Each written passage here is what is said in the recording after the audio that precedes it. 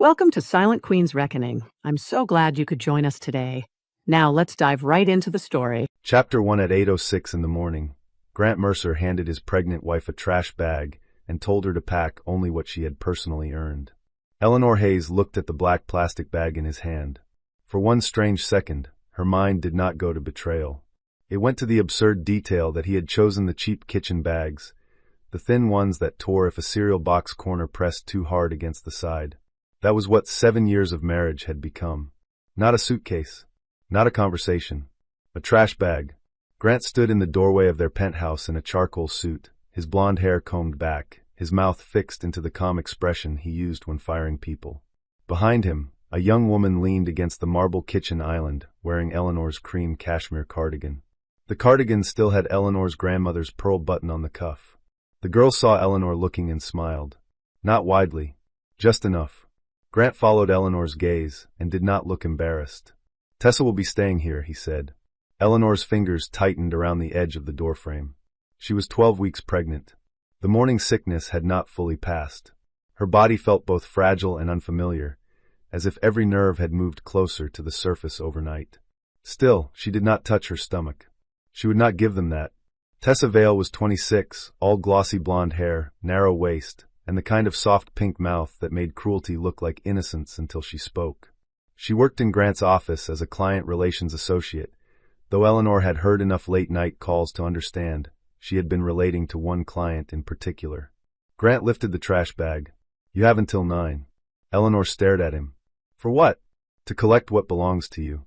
The words were delivered neatly, almost legally. Grant enjoyed sounding reasonable when he was being monstrous. Eleanor looked past him into the living room she had decorated slowly over 5 years. The hand-woven rug from Vermont. The walnut dining table she had found in a closed estate sale. The blue glass bowl near the window, where she kept keys, receipts, and once, when Grant still kissed her while passing through rooms, movie tickets from dates they never had time to take. "What belongs to me," she repeated. Grant exhaled, already impatient. "Eleanor, do not make this dramatic." Tessa lowered her eyes and adjusted the cardigan sleeve as if the pearl button were hers to admire. Eleanor's nausea sharpened. Grant stepped closer. "I have arranged for a temporary protective order. My attorney is downstairs with the paperwork. Given your emotional state and your refusal to accept the reality of this marriage, it is better if you leave quietly." "My emotional state? You have been unstable since the pregnancy." "The baby," Eleanor said. Grant's jaw flexed. "We will discuss custody when there is something to discuss." The sentence struck harder than the affair. For a moment Eleanor heard nothing except the heating system humming above the ceiling and the tiny click of Tessa's fingernail against a coffee cup. Then Grant said the words that would later ruin him. "Tessa is an upgrade. She understands the future I am building. She is ambitious, presentable, and useful in rooms that matter." He looked Eleanor up and down. His gaze paused on her loose gray sweater, her tired eyes, the softness pregnancy had already brought to her face. "You were sweet when we married," he said. "But sweetness is not enough. You have no career momentum, no earning power, no network of your own. I cannot keep dragging you into a life you do not fit." Tessa's mouth curved again. Eleanor did not cry. That seemed to irritate him. He pushed the trash bag into her hand. "Pack." She took it. The plastic crackled between them, loud in the silent hallway. Across from the penthouse, a neighbor's door had opened an inch. Eleanor saw one cautious eye, then darkness as the door closed again. Grant noticed too. His voice dropped. "Do not embarrass me." Eleanor looked at him for a long moment. That was when something inside her went still. Not numb. Still. There is a kind of quiet that arrives when pain has gone too far to be processed as pain. It becomes information. The angle of his shoulders. The borrowed cardigan. The attorney downstairs. The timing. The baby. The order. The arrogance. Eleanor folded all of it away. Then she walked past him into the bedroom. Tessa called after her lightly. "Do not take anything from the closet that Grant bought." Eleanor stopped. Grant said nothing. That silence was its own confession. She entered the bedroom, opened the wardrobe, and packed exactly 4 things into the trash bag. Her passport, her medical file, a framed photograph of her late grandmother, Beatrice Hartwell, standing in front of an old brick apartment building in 1997, and a sealed navy envelope she had hidden behind winter scarves for 3 years. On the front, in Beatrice's elegant handwriting, were 8 words. Open this when they make you feel homeless. Eleanor placed the envelope against her chest. Then she walked out of the penthouse she had never told Grant she owned. Chapter 2. The attorney downstairs was younger than Eleanor expected. He stood near the marble lobby desk with a leather folder tucked under one arm, and the stiff posture of someone hoping cruelty looked more professional when printed on heavy paper. "Mrs. Mercer," he said. Eleanor looked at the name badge clipped to his suit. Owen Blythe, Associate Counsel, Mercer Ward Capital. That meant Grant had used company legal resources to remove his pregnant wife from their home. Useful. Eleanor had begun thinking in that word. Useful. Every insult had become useful. Every document, every witness, every small mistake made by people who thought her too shaken to count. Owen opened the folder. "This notice requires that you vacate Unit 3901 pending review of domestic safety concerns." "Domestic safety concerns," Eleanor repeated. Her voice was calm enough that Owen glanced up. She was pale, yes. Her hair was pulled into a loose auburn knot. There were faint shadows beneath her gray eyes. But nothing about her looked wild. That seemed to trouble him. "Mrs. Mercer, I do not write the documents. I deliver them." "Then deliver this answer to the person who wrote it," Eleanor said. "I will comply with the temporary request under protest, and I will expect full digital copies by noon." Owen blinked. "You have counsel?" "Not yet." He relaxed. She noticed. The lobby guard, Martin, stood behind the desk pretending to look at the visitor log. Martin had worked in the building for 9 years. He had accepted Christmas cookies from Eleanor, helped carry grocery boxes, and once called a plumber when Grant had ignored a leaking pipe for 2 days. Now he looked miserable. "Do you need a car, Mrs. Mercer?" he asked softly. "Grant told you not to help me." Martin's face flushed. Eleanor almost smiled. "Thank you for being honest without speaking." She signed nothing. She took a copy of the notice. She walked to the lobby bench beside the east windows and sat down with the trash bag at her feet. Morning light fell across the floor in gold rectangles. People entered and left the building around her, pretending not to stare. Some recognized her as Grant Mercer's wife. No one recognized her as anything else. That had been the point. For 3 years, Eleanor had allowed Grant to describe her as a former art history lecturer taking a break. She let his mother call her gentle. She let his colleagues assume she came from a small family with old furniture and no money. She let people use her quiet as proof that there was nothing behind it, because Beatrice had taught her that visible wealth was often the least protected kind. Eleanor looked down at the navy envelope. The seal was still intact. Her grandmother had given it to her 2 months before she died, sitting in a sunlit room that smelled of lavender soap and old paper. Beatrice Hartwell had been a white-haired woman with bird-thin wrists, sharp blue eyes, and a habit of wearing plain wool cardigans over dresses worth more than cars. She had spent most of her life being dismissed as a widowed school librarian who rented out a few apartments. In truth, she had quietly built the largest private property portfolio in the city. Eleanor knew there was money. She did not know how much. That ignorance had been partly grief and partly choice.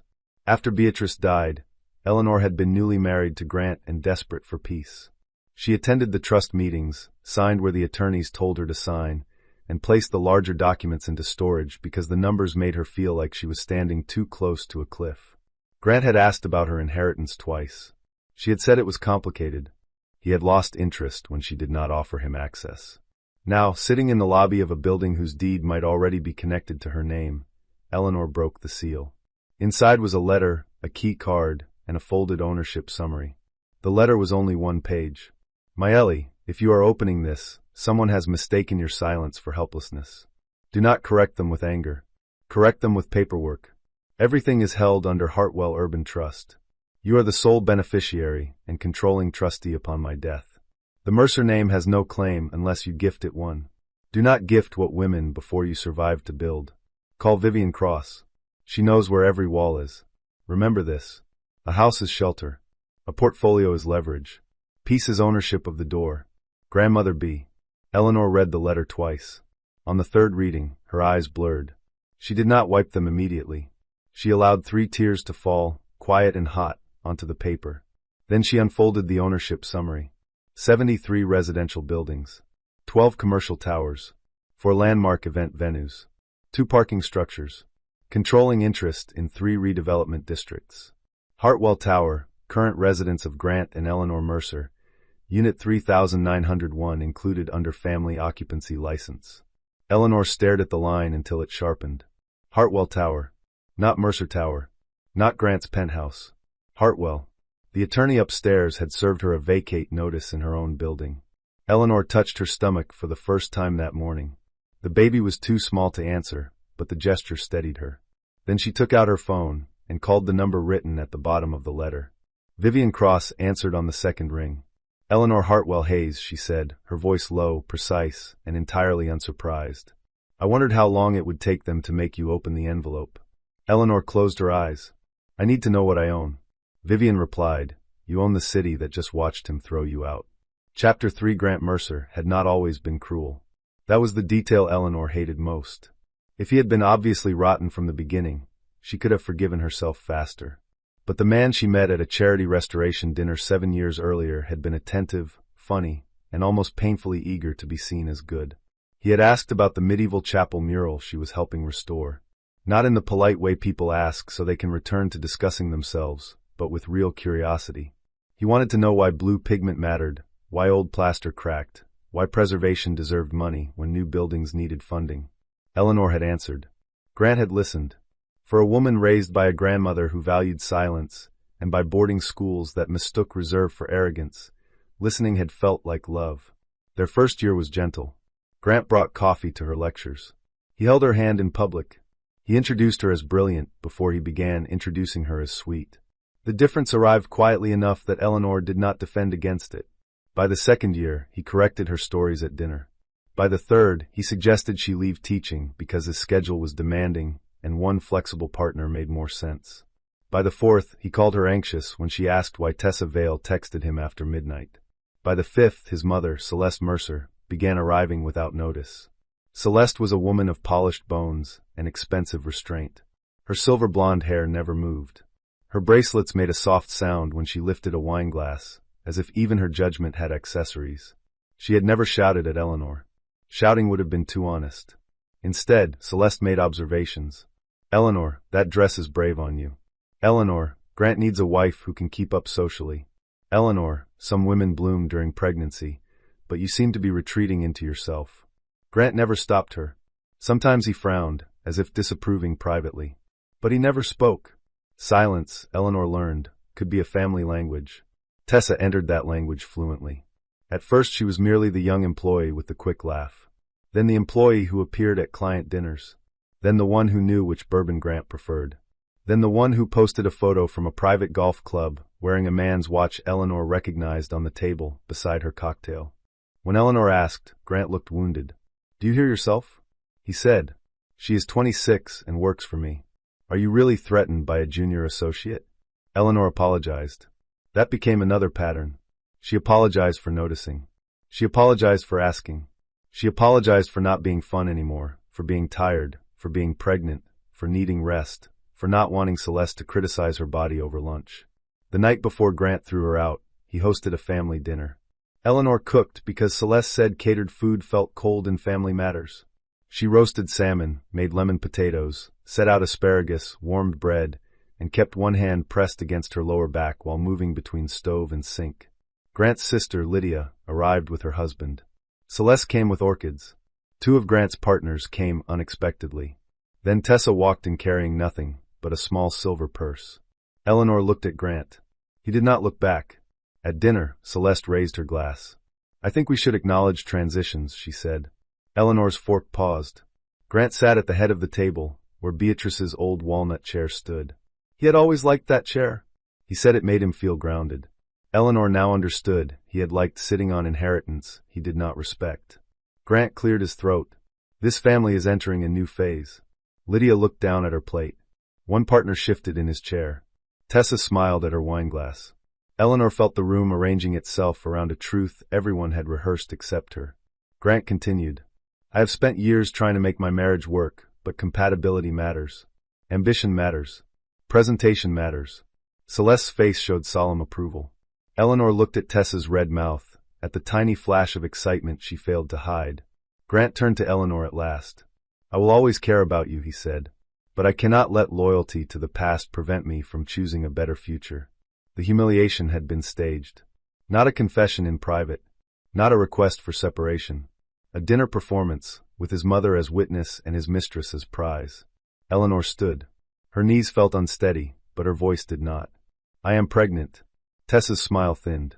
Grant looked irritated, not moved. We are aware. We. That single word moved through Eleanor with icy precision.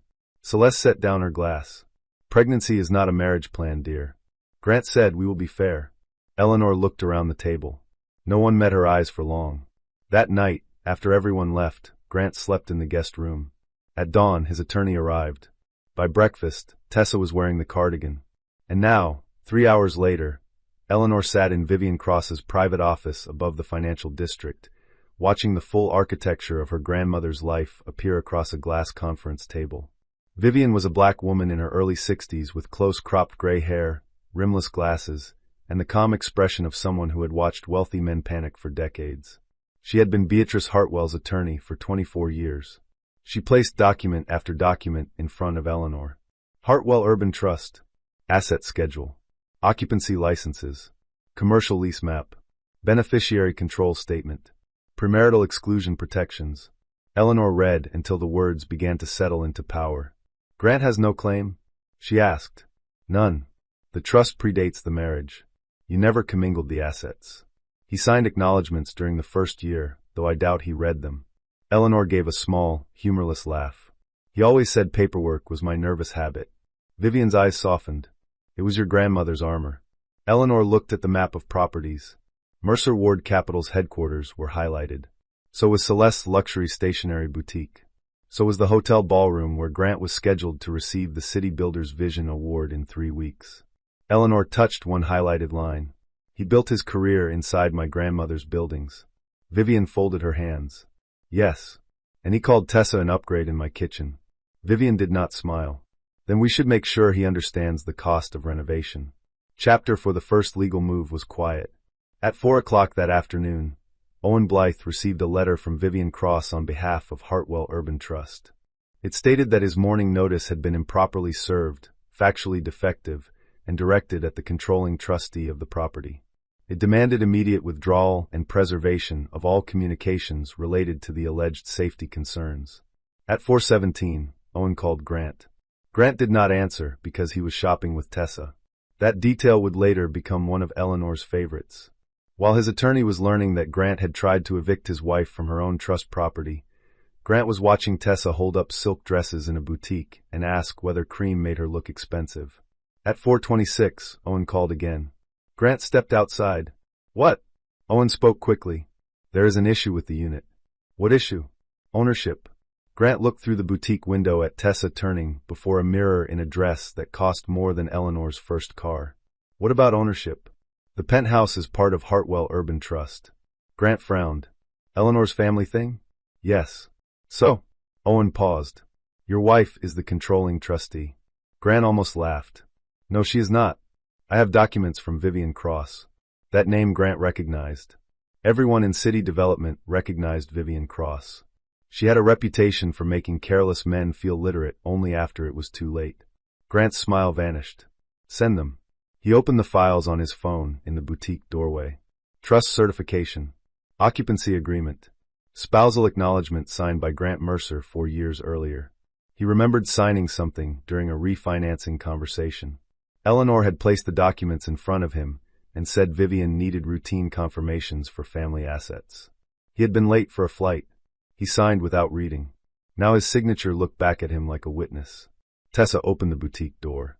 Grant, do you like this one? He did not answer. She frowned. Grant. He shoved the phone into his pocket. Buy it. You did not even look. Buy whatever you want. That had once thrilled Tessa. Today it sounded like dismissal. Back at Vivian's office, Eleanor was reviewing the safety order. The accusation was laughably thin. Grant claimed she had raised her voice during a private argument, refused to accept marital separation, and created emotional distress in the residence. There was no physical allegation, no police report, no medical record, no witness statement except Grant's. Vivian tapped the page. This was not meant to win. It was meant to frighten you. It did. You still left with evidence. Eleanor looked down at the navy envelope beside her. My grandmother said not to speak until the paperwork could. Good advice. There is one more thing, Eleanor said. She took out her phone and played the voice recording from the hallway. Grant's voice filled the office. Tessa is an upgrade. She understands the future I am building. Eleanor watched Vivian's expression harden by degrees. Is the recording legal? Eleanor asked. In this state, yes. One-party consent. Then use it only if necessary. Vivian studied her. You do not want revenge? Eleanor thought about Grant's face in the doorway. Tessa's hand on the pearl button. Celeste saying pregnancy was not a marriage plan. I do, she said honestly. But I want it to survive court. Vivian smiled for the first time. Then you are Beatrice's granddaughter. That night, Eleanor did not return to the penthouse. She stayed in a small suite at the Hartwell House, a landmark hotel near the river that she had visited with Beatrice as a child. Back then, she thought her grandmother simply liked the lobby's brass lamps and quiet service. Now she knew Beatrice owned the building through a holding company and had restored it without ever putting her name on the wall. The manager, a woman named Simone, met Eleanor personally. Mrs. Mercer, your grandmother kept Suite 8 reserved for family use. We prepared it as soon as Ms. Cross called. Eleanor touched the back of a chair near the window. Beatrice had chosen everything. The green velvet sofa, the writing desk, the framed botanical prints. For the first time that day, Eleanor sat down somewhere no one could throw her out. At 9:40, Grant called. She let it ring. He called again, then texted. We need to talk. There are misunderstandings. She looked at the message for a long time. Misunderstandings. Such a small word for a trash bag. She typed nothing. At 10:15, Tessa posted a photo from the penthouse balcony. New beginnings feel lighter. Eleanor stared at it. The city glittered behind Tessa. Eleanor's cardigan hung over her shoulders. Grant's hand was visible at the edge of the frame, holding 2 glasses of champagne. For 1 second, pain punched through the stillness. Then Eleanor sent the screenshot to Vivian. The reply came 30 seconds later. Excellent. Unauthorized commercial use of trust residence. Preserve everything. Eleanor set the phone down. Tessa thought she had posted a victory. She had posted evidence. Chapter 5. Grant tried charm first. The next morning, flowers arrived at Hartwell House. White roses. Eleanor had always disliked white roses because they browned at the edges before admitting they were dying. The card read, Ellie yesterday got out of hand. Come home so we can discuss this privately. She gave the flowers to the hotel lobby. An hour later, Grant arrived in person. Simone called up from the front desk. Mr. Mercer is here. He says he is your husband. Eleanor stood by the window overlooking the river. Is he calm? He is performing calm. That made Eleanor smile. Send him to the private sitting room. I will bring counsel. Grant hated that. She knew because when she entered with Vivian at her side, his face tightened for half a second before smoothing over. Eleanor, he said softly. That voice had once worked on her. It had softened arguments, delayed decisions, pulled apologies from her mouth when she had done nothing wrong. Now it sounded like a key being pushed into a lock that had been changed. Grant looked at Vivian. I was hoping to speak to my wife alone. Vivian sat. Then you should not have sent an attorney to remove her from her home. Grant's eyes flashed. Eleanor lowered herself into the chair opposite him. You have 10 minutes. He looked wounded. Is this what we are now? You decided what we are in front of Tessa. He exhaled. Tessa was a mistake in how it happened. Not in that it happened. His silence answered. Grant leaned forward. I handled yesterday badly. I admit that. But you need to understand, I have been suffocating. Vivian wrote one word on her legal pad. Eleanor did not look at it, but she could guess. Deflection. Grant continued. You withdrew from me. You stopped caring how you looked. You gave up your career. You made the apartment feel like a museum. I needed life. Tessa gave me that. Eleanor looked at the man she had once loved and felt the odd sadness of seeing him clearly. You wanted applause, she said. Not life. His jaw tightened. You always do this. What? Make yourself morally superior. No, Grant. I made dinner while you arranged to humiliate me. His face reddened. Vivian turned a page. Grant shifted strategy. Fine. We were both unhappy, but we can avoid war. I will let you remain in one of the smaller apartments during the pregnancy. We can create a reasonable support arrangement. I will keep the penthouse. Tessa does not need to be involved in any legal discussion. For the first time, Eleanor laughed. It was not loud. That made it worse. Grant frowned. You will let me remain in one of the smaller apartments? He realized the mistake a second too late. Eleanor leaned back. Grant, do you know what Hartwell Urban Trust owns? He looked at Vivian. I know enough. No, Eleanor said. You know what you assumed. Vivian placed a red folder on the table and opened it. Grant's eyes dropped. Asset map. Lease schedule. Mercer Ward Capital Headquarters, floors 22 through 27, under favorable legacy lease with Hartwell Urban Trust. Celeste Mercer's boutique, the Mercer Paper House, under commercial lease with Hartwell Retail Holdings. Hartwell Tower, including Unit 3901. The Hartwell House Hotel, where Grant currently sat. The Grand Veron Ballroom, venue for the City Builders Gala. The Ashford parking structure, attached to Mercer Ward's downtown office. His mouth opened, then closed. Eleanor watched each realization arrive. No one had hit him. No one had shouted. The numbers did it better. This is your grandmother's, he said. Mine now. His eyes lifted to hers. You hid this from me. There it was. The injured tone of a man who had mistaken lack of access for deception. Eleanor's voice stayed even. You dismissed it. You should have told me. You should have asked who you were throwing out before you handed me a trash bag. The room went silent. Grant looked smaller in it. Then fear made him unkind. You think money makes you powerful? You still cannot run any of this. You are a lecturer who quit. You have no idea how development works. Vivian looked at Eleanor, waiting. Eleanor stood. Meeting over. Grant rose too. Ellie, do not call me that. He flinched. Eleanor walked to the door, then paused. One more thing. Tessa needs to leave the penthouse by 6 tonight. If she posts another photograph from trust property, legal will proceed directly. Grant's expression hardened. And if I refuse? Vivian answered this time. Then tomorrow, every tenant, lender, investor, and commercial partner connected to Mercer Ward receives a formal notice of ownership and compliance review. Grant looked between them. For the first time, he understood the trash bag had not been the ending. It had been the first exhibit.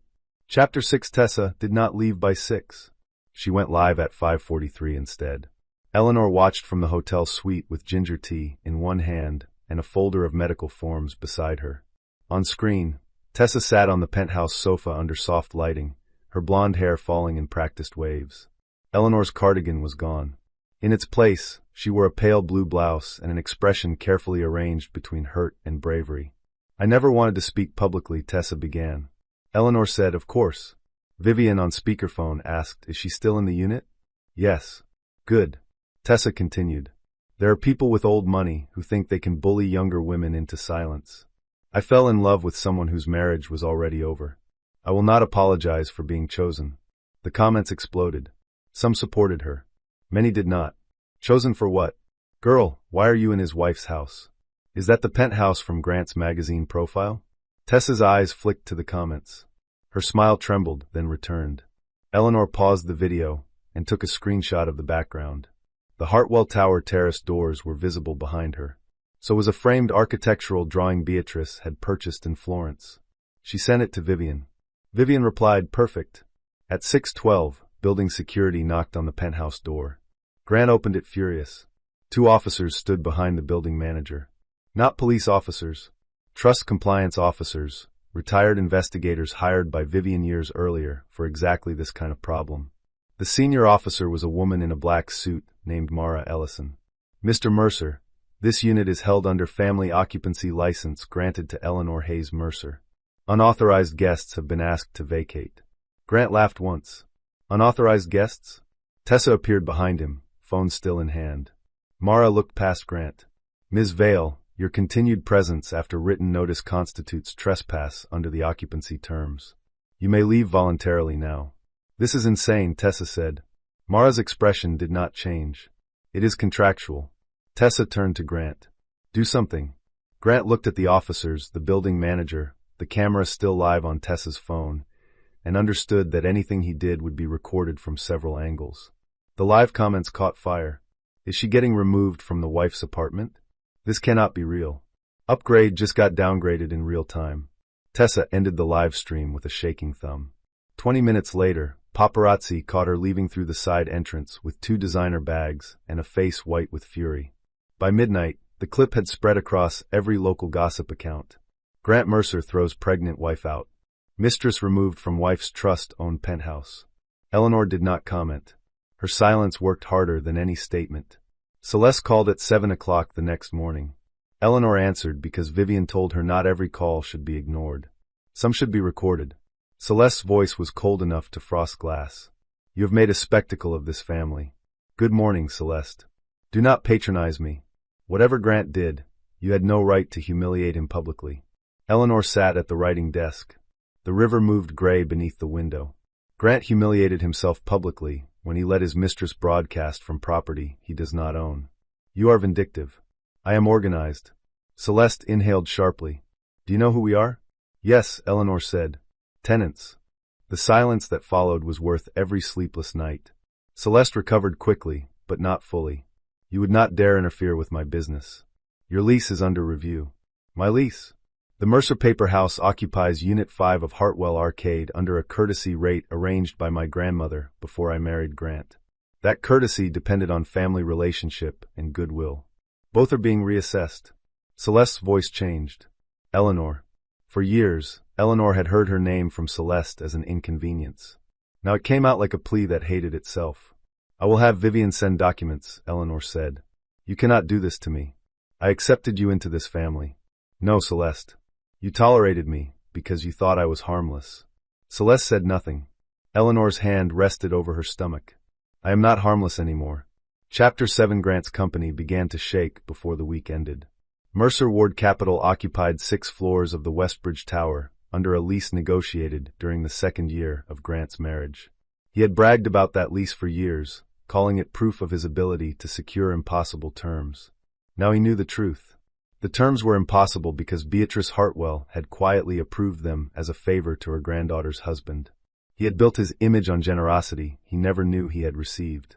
On Friday morning, the firm's senior partner, Henry Ward, called an emergency meeting. Grant walked into the conference room expecting irritation. He found fear. Henry sat at the head of the table with 3 printed letters arranged before him. The chief financial officer stood by the screen. 2 outside council representatives waited near the wall. Grant slowed. What is this? Henry did not offer him a seat. Hartwell Urban Trust has initiated a compliance review of our lease, our parking agreement, and the redevelopment introductions tied to the South River project. Grant adjusted his cuff. Eleanor is emotional. This will pass. Henry stared at him. Did you attempt to remove the controlling trustee of our primary landlord from her residence using company counsel? Grant's mouth tightened. It was a domestic matter. Did you use Owen Blythe on company time? Grant looked at Owen, who stood pale near the window. Owen stared at the carpet. Henry's voice dropped. Did you house your extramarital partner in trust property and allow her to broadcast from it after notice? Grant felt the room closing. I was under pressure. The CFO spoke.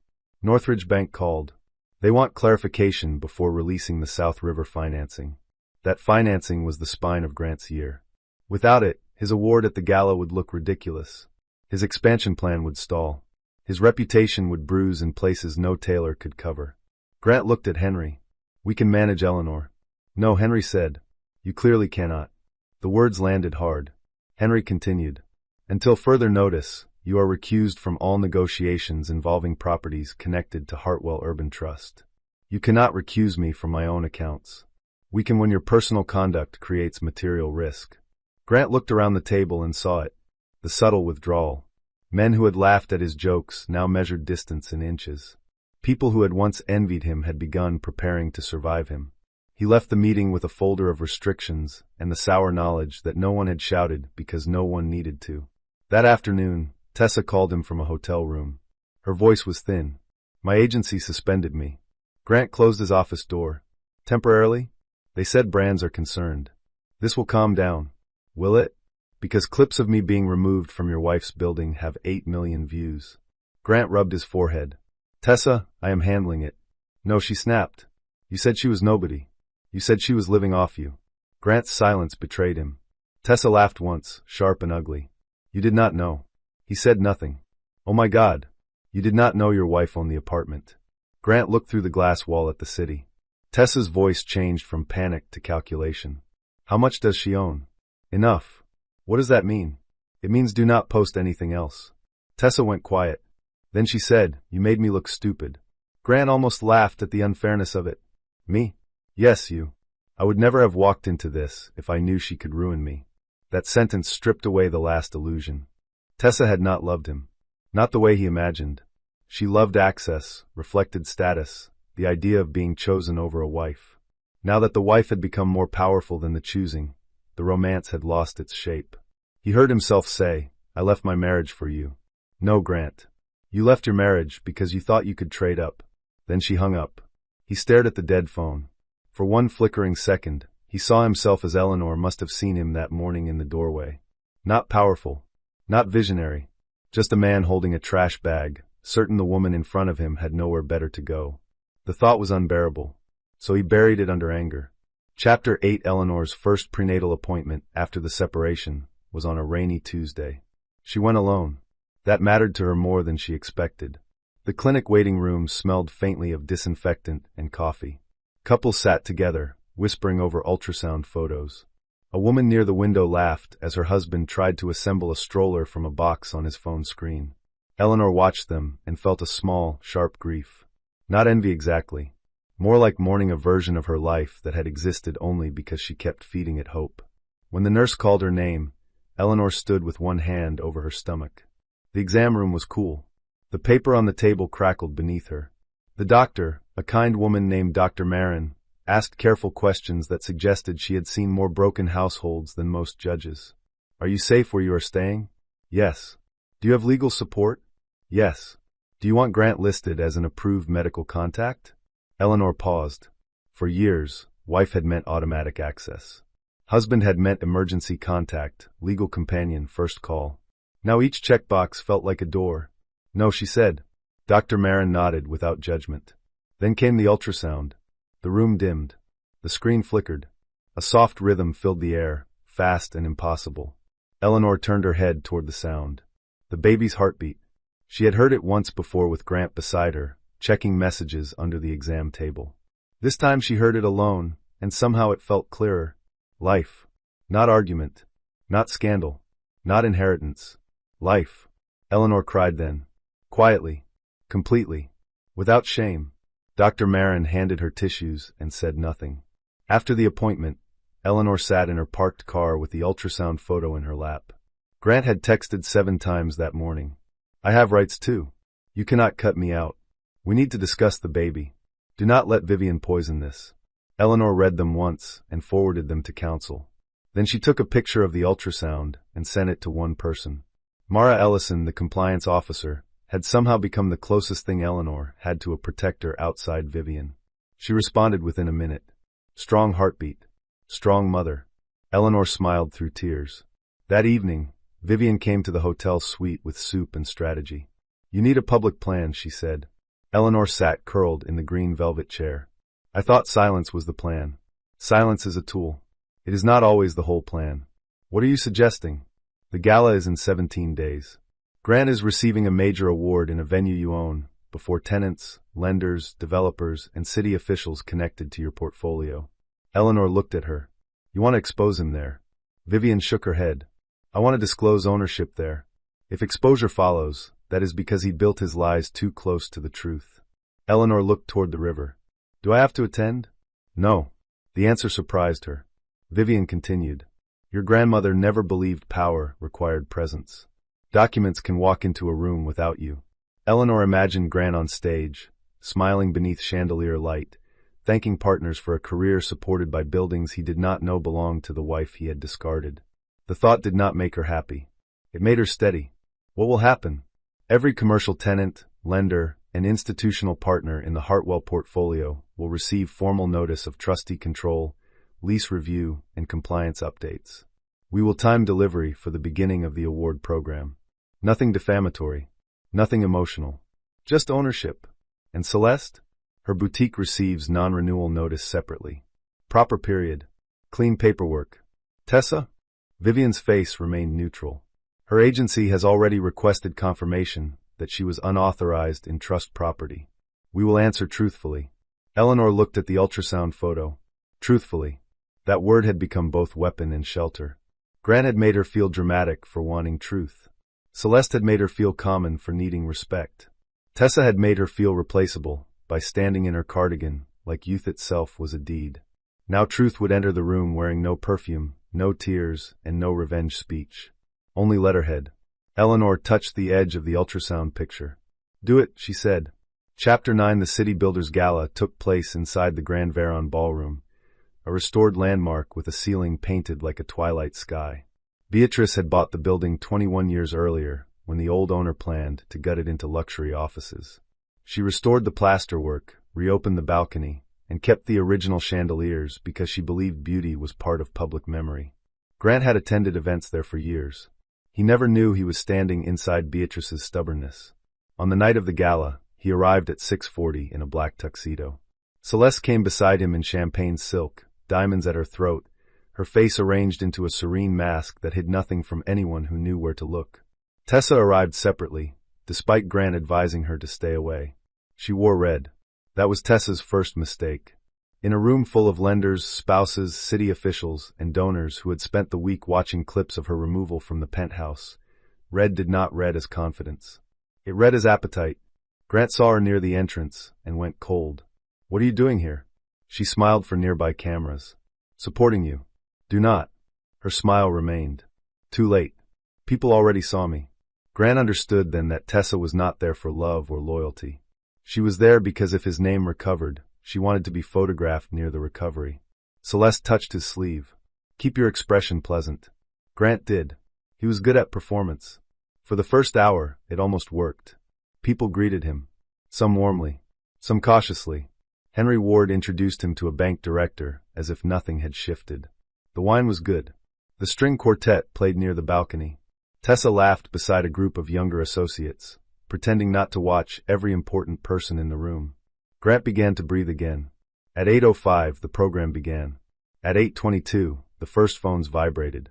The initial notice went to commercial tenants.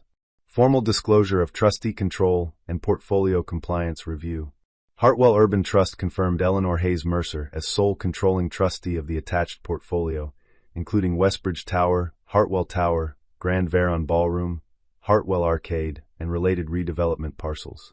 At Table 4, a developer named Nolan Pierce opened the attachment and stopped chewing.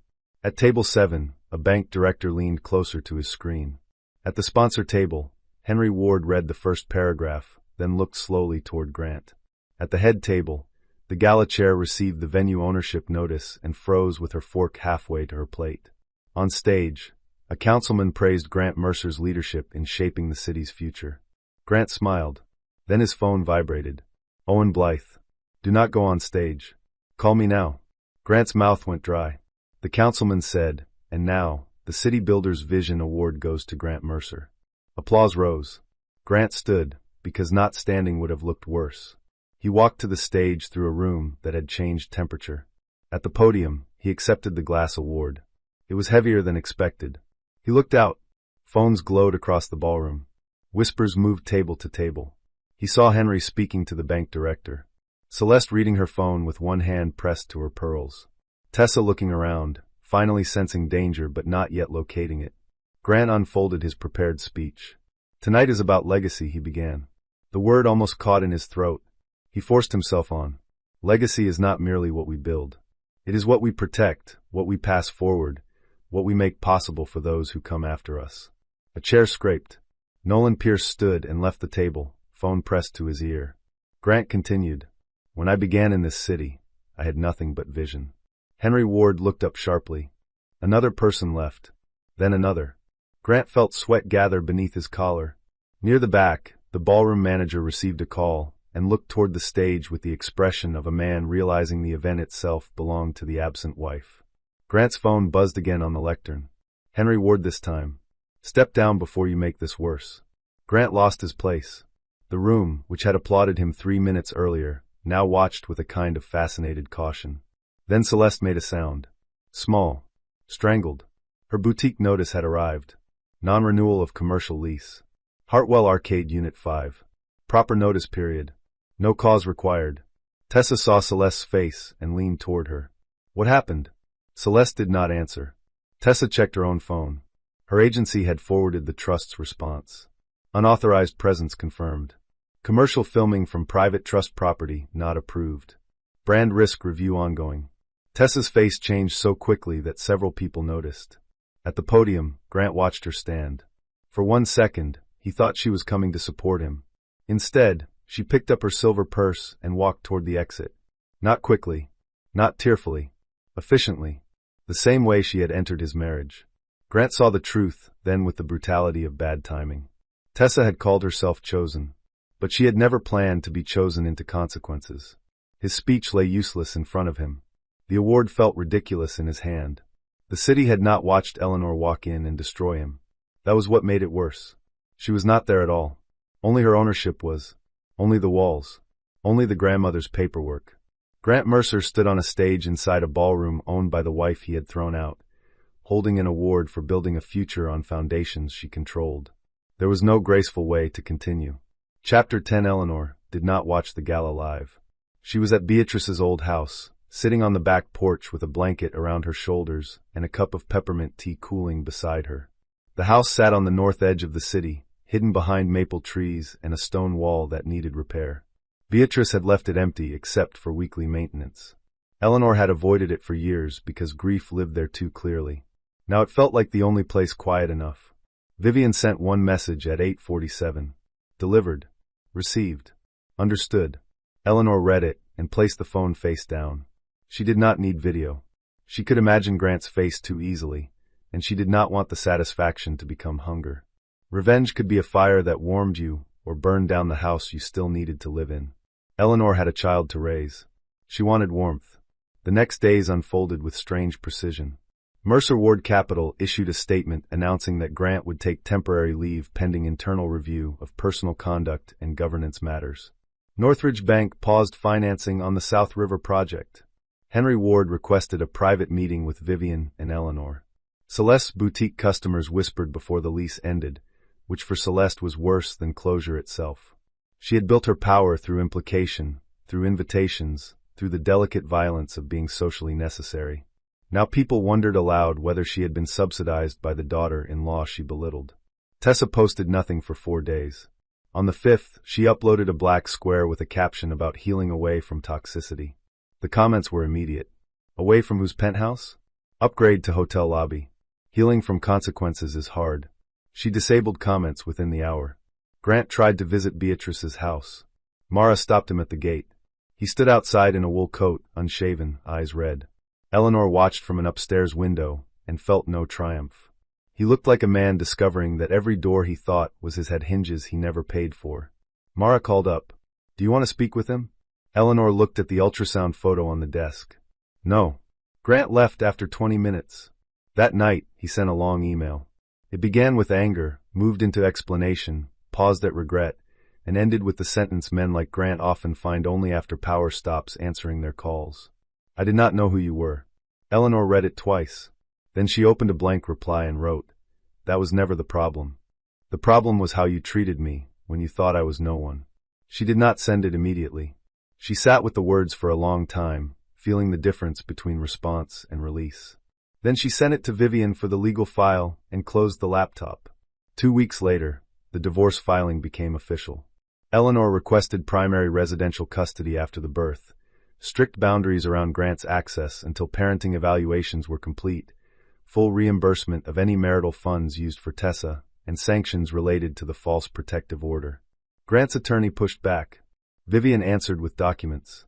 The hallway recording, the company council usage, the live stream, the unauthorized occupancy, the spending records, the medical contact messages, the family dinner witness list. There is a moment in every legal conflict when emotion becomes less important than chronology. Eleanor had chronology. Grant had embarrassment. By month 2, he agreed to mediation. By month 3, he had resigned from Mercer Ward Capital under pressure. By month 4, Celeste closed the Mercer Paper House and moved to a smaller town where fewer people knew that her daughter-in-law had owned the floor beneath her feet. By month 5, Tessa left the city. Eleanor did not celebrate any of it. She noticed it the way one notices weather moving away. Necessary. Not personal anymore. That was the real victory. Chapter 11. The baby was born on a rainy Thursday in November. A girl. Eleanor named her Beatrice Marin Hayes. B for short. Grant was notified through counsel after the birth. That had been the agreement. He sent flowers. Eleanor kept the card and donated the flowers to the nurse's station. When she held B for the first time, tiny and furious and warm against her chest, the entire city of properties and lawsuits and headlines went silent. There was only breath, small fingers, the astonishing weight of a person who needed nothing from Eleanor except everything. Vivian visited the next morning wearing a navy coat and carrying a stack of forms in one hand and a stuffed rabbit in the other. "You brought paperwork to a newborn?" Vivian looked offended. "I also brought a rabbit." Eleanor laughed for the first time in what felt like years. The laugh startled Bea, who made a small offended sound and curled closer. Vivian softened. "Your grandmother would be very proud." Eleanor looked down at her daughter. "Would she?" "She would say you waited too long, then she would be proud." That sounded exactly like Beatrice. 6 weeks after the birth, Eleanor attended her first official board meeting as controlling trustee of Hartwell Urban Trust. She wore a navy dress, low heels, and no wedding ring. Bea stayed home with a nurse and a monitor Eleanor checked 3 times before the meeting began. The boardroom sat on the 50th floor of Westbridge Tower, the same building where Grant had once performed authority. Now Eleanor sat at the head of the table. Some directors had expected a symbolic trustee. They did not get one. Eleanor asked about maintenance backlogs, tenant displacement risks, accessibility upgrades, underused commercial units, and affordable housing commitments tied to redevelopment approvals. One older director tried to explain net operating income to her in a tone better suited to a child. Eleanor listened politely. Then she corrected his assumption using 3 figures from the previous quarter's report and asked why administrative costs had risen despite vendor consolidation. The room went still. Vivian, seated along the wall, did not smile. But Eleanor saw her pen pause. By the end of the meeting, the directors understood something Grant never had. Eleanor's quiet was not emptiness. It was attention. Attention, properly used, could be lethal. Over the next year, she changed the trust slowly. She created a housing stability fund for pregnant women leaving unsafe marriages. She converted 2 vacant retail units into legal aid offices. She ended courtesy leases that existed only because powerful families liked discounts. She required all trust-owned residential buildings to post tenant rights information in clear language. She established a rule Beatrice would have appreciated. No one connected to Hartwell Urban Trust could use housing as a weapon in a domestic dispute. When the policy became public, reporters asked if it was inspired by her own marriage. Eleanor answered once. It was inspired by the fact that a door can save a life or destroy one, depending on who controls the lock. The quote spread widely. People began calling her the landlord queen, which she disliked. Vivian found it hilarious. Grant, meanwhile, rebuilt quietly and poorly at first. He moved into a rented apartment outside the financial district. He attended parenting classes because the court required it.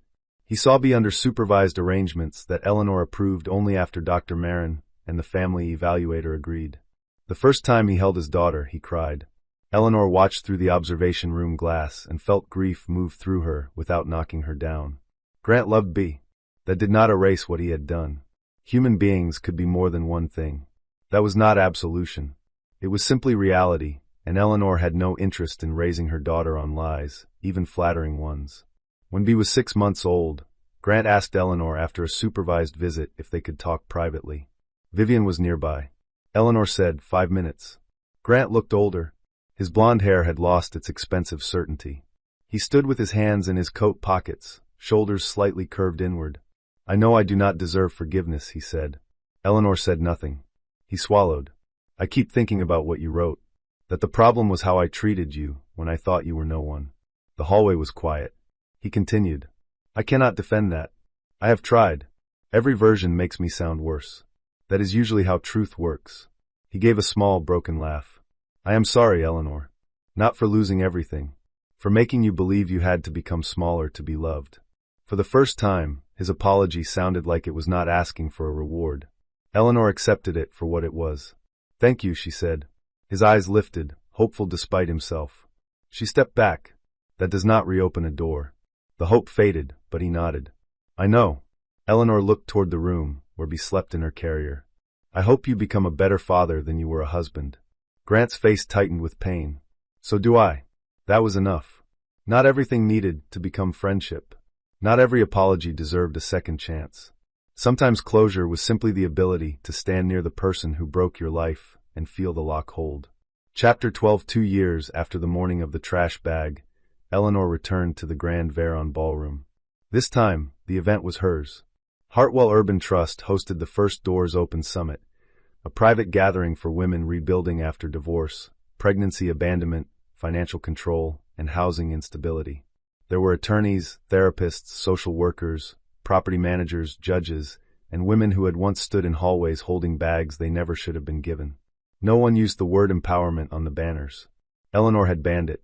She preferred useful words. Lease, counsel, evidence, custody, safety, income, door. Backstage, Mara adjusted Eleanor's microphone while toddled between chairs in a yellow dress, supervised by Simone from the hotel. Vivian stood nearby with a folder, because of course she did. "You are nervous," Vivian said. Eleanor looked at the curtain. "A little." "Good. That is comforting. It means you know the room matters." Eleanor smiled. The ballroom beyond the curtain was full. Not with people waiting to watch Grant fall, not with investors whispering over ownership notices, but with women waiting for tools. That was better. When Eleanor walked onto the stage, applause rose, then grew. She stood beneath the restored twilight ceiling and thought of Beatrice buying this place when everyone else saw demolition value. Her grandmother had protected beauty because she believed the future deserved rooms with memory. Eleanor stepped to the microphone.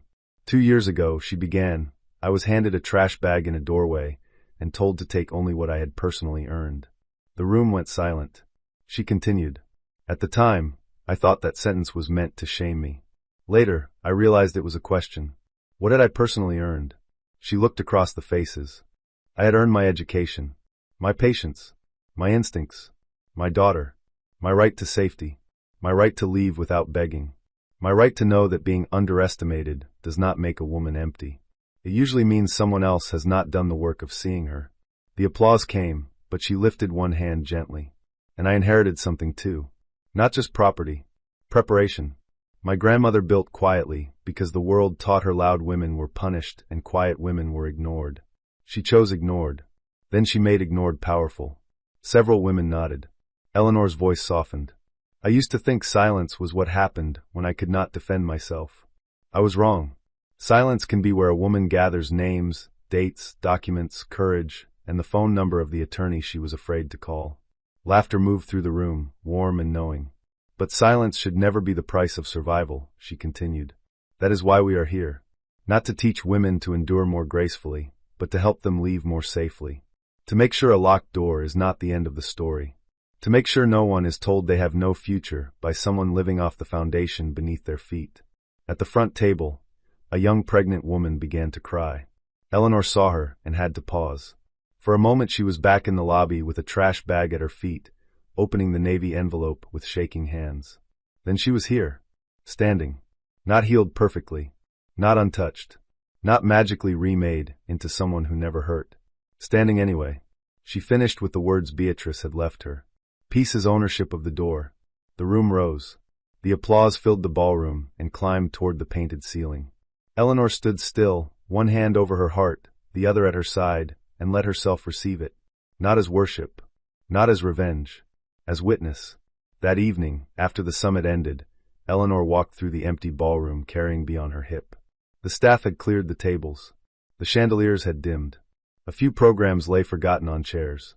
Bee pointed at the ceiling. Sky, she said. Eleanor kissed her daughter's hair. Almost. Vivian approached from the side aisle. You did well today. Eleanor looked around the room. We did something useful. Your grandmother would approve of useful. They stood together beneath the painted twilight. Eleanor thought of Grant, not with longing, not with anger, but as one chapter in a book that no longer depended on him to make sense. She thought of Tessa, who had wanted a life that looked expensive without asking who paid for the floor. She thought of Celeste, who had mistaken cruelty for refinement until refinement lost its lease. Then she thought of the woman she had been that morning. Pregnant, pale, humiliated, holding a trash bag and a door in the same hand. She wished she could go back and tell that woman one thing. Not that revenge was coming. Not that Grant would fall. Not that Tessa would leave. Those things mattered, but not most. She would tell her this. You are not homeless. You are standing inside a life that has not introduced itself yet. Outside, the city shone through the tall windows. Towers, streets, apartments, offices, doors opening and closing under millions of private stories. Somewhere, a woman was being told she was too little, too late, too ordinary, too dependent, too emotional, too heavy, too quiet, too much. Somewhere, another woman was reaching for a document. Somewhere, a lock was changing. Eleanor carried her daughter out through the front entrance of the Grand Veron ballroom, past the brass plaque that now bore Beatrice Hartwell's name in small, dignified letters. Not large, not loud, just permanent. And for the first time in her life, Eleanor understood that legacy was not what people said when the room was full. Legacy was what still protected you when everyone left. Subscribe for more stories about betrayal, hidden strength, and the quiet moment a woman finally chooses herself.